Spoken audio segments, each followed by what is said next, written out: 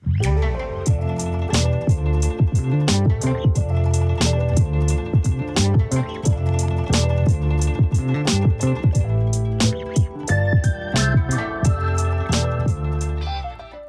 everyone, and welcome back to my travel diary series. So as I mentioned in my previous video, on this day of our travels we will be making our way from Fukui down to Osaka, where we'll actually be spending the remainder of the trip. The weather in Fukui on this day was so nice. The skies were so blue and the clouds were so white, and with the mountains in the background and all the rice fields, it all came together to make such an amazing scenery. So we came to this small gravesite here to say goodbye to my wife's grandfather, and also to pray for a safe trip as well. I really miss the countryside in Japan so much, and with how amazing the weather looked on this day, it's easy to see why.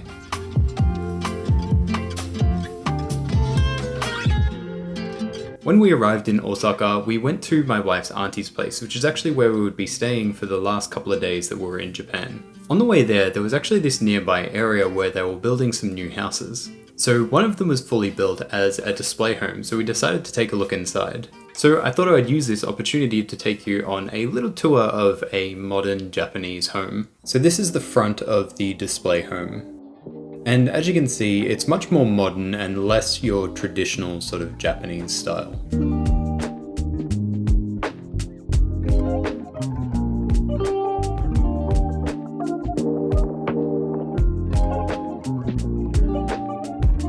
And just across from the display home, there's an empty lot where they're planning to build a few more identical looking houses.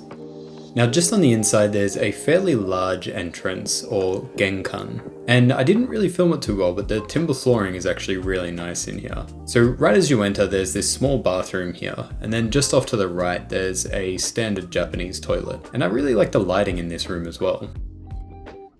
And of course it's a bidet. Now the little bathroom here actually has a lot of really useful storage space as well.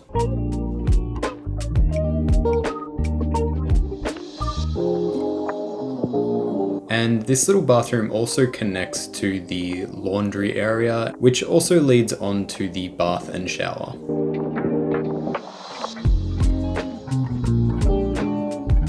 I actually really like this modern kitchen. It kind of has like a rustic modern aesthetic.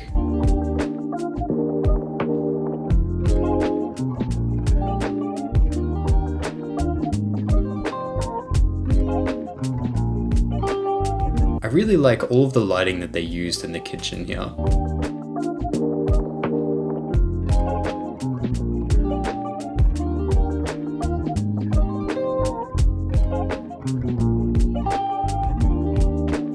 And again, in the kitchen there's also a ton of storage space in here as well. I feel like they do a very good job in utilizing as much space as possible.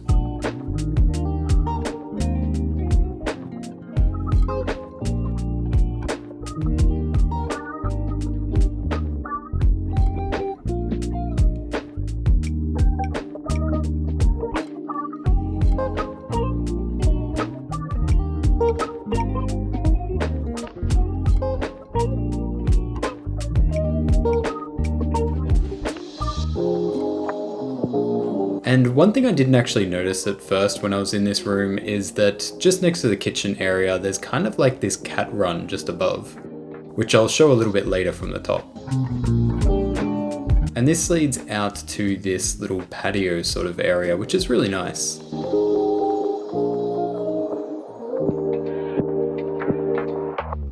The main living room is actually quite big as well, especially for a Japanese home.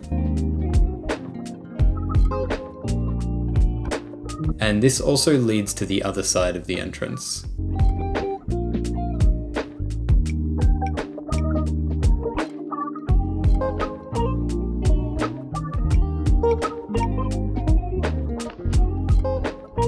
And from the stairs here, you can actually see that little cat run that I was talking about earlier. And this is actually where I noticed it.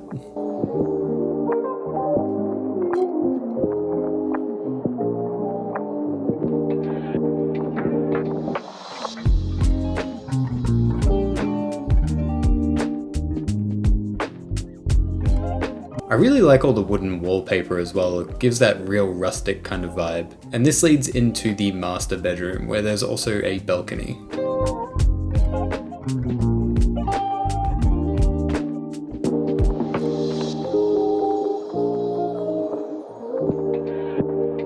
Now one thing I really like about this room is the master wardrobe. I like that it's kind of open and really big, and there's also this little hidden study nook in the back.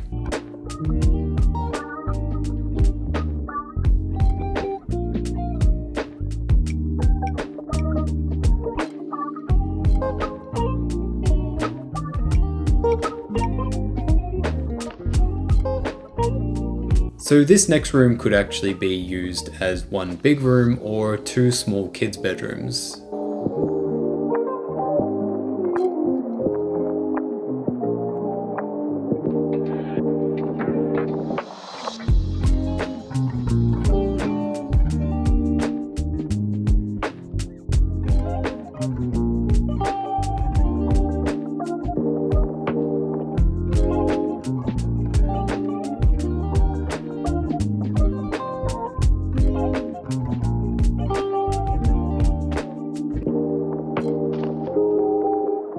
And then there's also the second toilet here upstairs.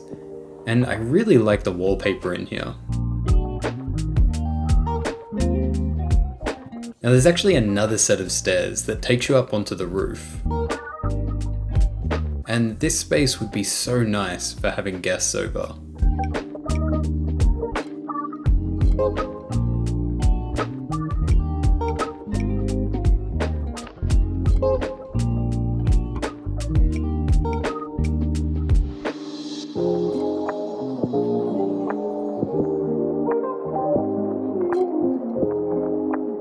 Also, I did forget to mention that the front door to this house is actually a sliding door.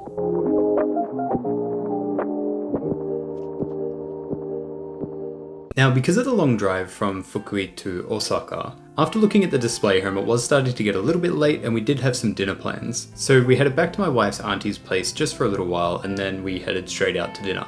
So we actually ended up having dinner at this really nice restaurant called Mimiu Sakai. Now, Mimiu Sakai has a lot of really nice dishes on their menu.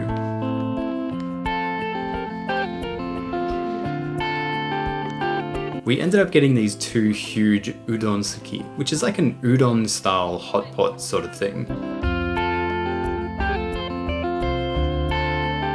All the ingredients were really fresh as well, and it was really good because they had a little bit of everything in there, and the taste was absolutely amazing.